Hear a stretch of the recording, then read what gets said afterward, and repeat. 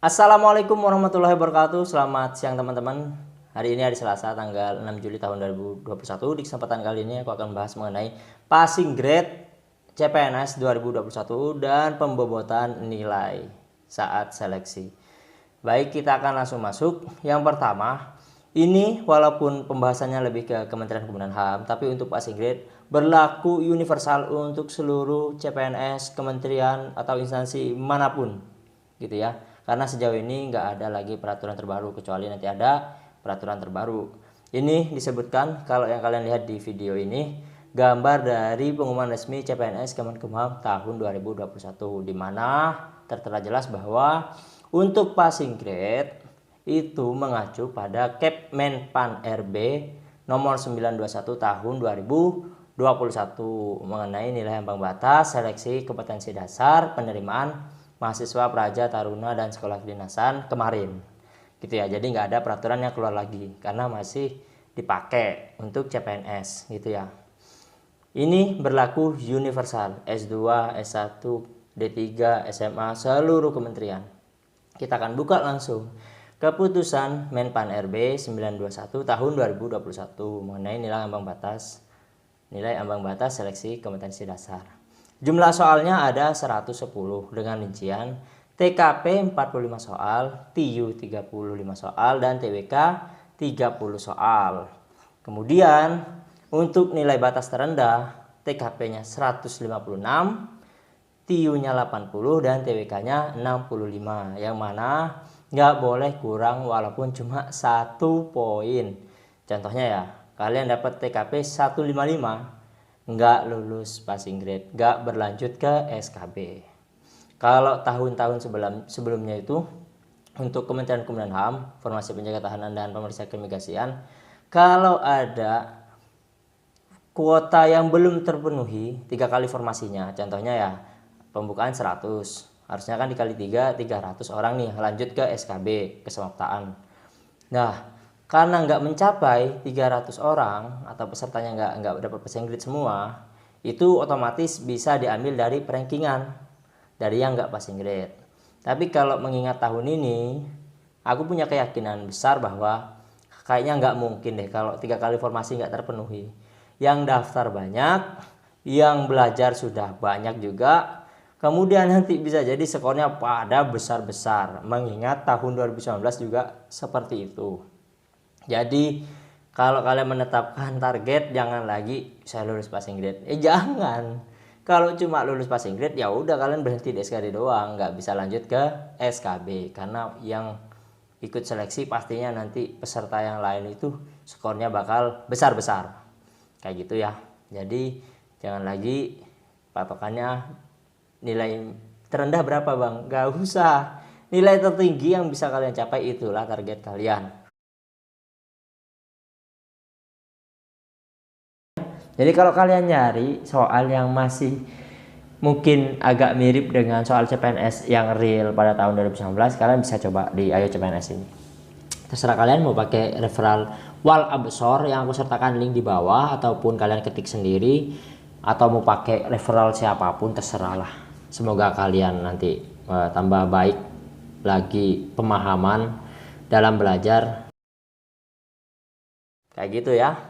TKP 45 soal dengan nilai terendah 156, TIU 35 soal dengan nilai terendah 80, sedangkan TWK 30 soal dengan nilai terendah 65.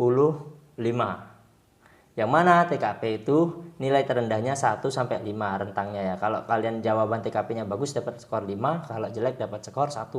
Antara 1 sampai 5. Sedangkan TIU dan TWK kalau benar 5 skornya, kalau salah 0.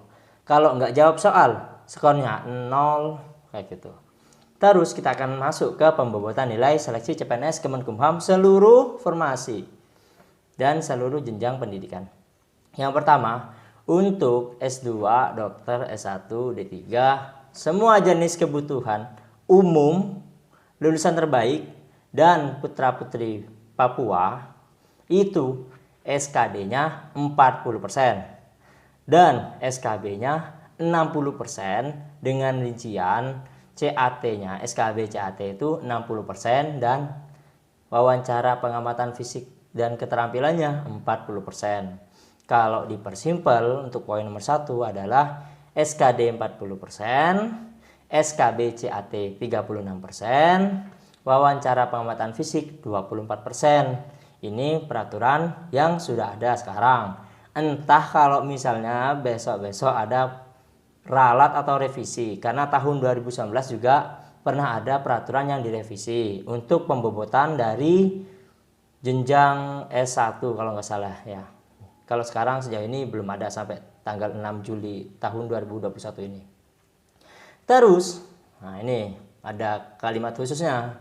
Khusus pelamar jabatan pranata komputer dan dosen. Nah, jadi di poin nomor 1 itu kan semua jurusan, semua formasi, dari umum, lulusan terbaik, Putra Putri Papua, S1, S2, dokter, D3, semua kebutuhan. Tadi kan seperti itu untuk pembobotannya. Dikecualikan untuk 2 formasi ini. Yang pertama jabatan pranata komputer dan dosen, yang mana SKB-nya itu bobotnya untuk SKB CAT 50%. Dan praktek kerja komputer bagi pranata komputer itu 25%. Sedangkan untuk praktek kerja mengajar bagi dosen itu 25%. Dan wawancara pengamatan fisik dan keterampilannya 25%. Gitu ya. Jadi untuk poin nomor 1 itu kecuali pranata komputer dan dosen, SKB-nya beda gitu ya. Jadi kalau dirincikan untuk pranata komputer dan dosen kira-kira seperti ini. SKD-nya 40%, SKB CAT-nya itu 30%, dan praktek kerja atau praktek mengajar itu 15%, serta wawancara pengamatan fisiknya 15%. Kayak gitu kalau dipersimpel di penghitungan akhir. Untuk poin nomor 2, tahapan seleksi D3 dan S1 untuk jenis kebutuhan disabilitas terkecuali pranata komputer. Gitu ya. Terkecuali pranata komputer. Mungkin pranata komputer masih ikut passing grade yang disebutkan sebelumnya, yang barusan itu. Nah ini ya, untuk D3 S1 penyandang disabilitas kecuali pranata komputer, yaitu SKD-nya 40%, SKB CAT-nya 75%, dan wawancara pengamatan fisiknya 25%, gitu ya. Kemudian kita masuk ke yang terakhir yang paling ditunggu-tunggu oleh kalian. Ini berbeda dengan tahun 2019, yaitu SLTA sederajat formasi penjaga tahanan dan pemeriksa keimigrasian, SKD-nya 40%. Seluruh Kementerian Hukum dan HAM SKD-nya 40% berarti ini ya, kalau sampai di titik ini. SKB-nya untuk penjaga tahanan dan pemeriksa keimigrasian kesamaptaannya 45%. 45%. Dan wawancaranya 30% serta pengamatan fisiknya 25%. Ini rinci banget. Tahun 2019 SKB-nya itu ya 2019 nih. SKB-nya itu SKB-nya 60% dengan rincian samapta itu 60%, wawancara pengamatan fisik keterampilan 40%. Tetapi tahun 2021 ini samaptanya turun jadi 45% dan wawancara serta pengamatan fisiknya dipecah jadi 2, yang mana wawancaranya itu 30%, pengamatan fisiknya 25%. Yang jadi pertanyaan di sini nanti, apakah nilai dari SKB ini akan berdiri sendiri antara wawancara dan pengamatan fisik? Mengingat tahun 2019 hasil dari wawancara pengamatan fisik dan keterampilan skornya jadi 1. Misalnya nih, kamu kemarin tes tahun 2019, itu wawancara pengamatan fisik dan keterampilan itu kan jadi 1 hari dalam satu tes tuh ya. Keluar nilainya langsung, misalnya dapat skor 90 gitu kan. Nah, karena di sini dipecah untuk rincian pembobotannya, apakah nanti nilainya juga akan pecah? Contoh ini ya, misalnya tahun ini, contoh ini ya. Kalian tes wawancara pengamatan fisik dan keterampilan dalam 1 hari. Yaitu nanti ditulis nih nama kalian, misalnya namanya Wal Absor. Wawancara dapat skor 80 misalnya. Terus pengamatan fisik dan keterampilan dapat skor 90. Nah, apakah seperti itu? Apakah akan ada nilai seperti itu? Sehingga nanti 80 skor wawancara itu dikali dengan 30%. Dan misalnya pengamatan fisik 90%-nya dikali dengan 25%. Apakah seperti itu nanti? Kita lihat nanti aja ya. Ini kan masih jadi bahan pertanyaan. Terus yang terakhir penutup.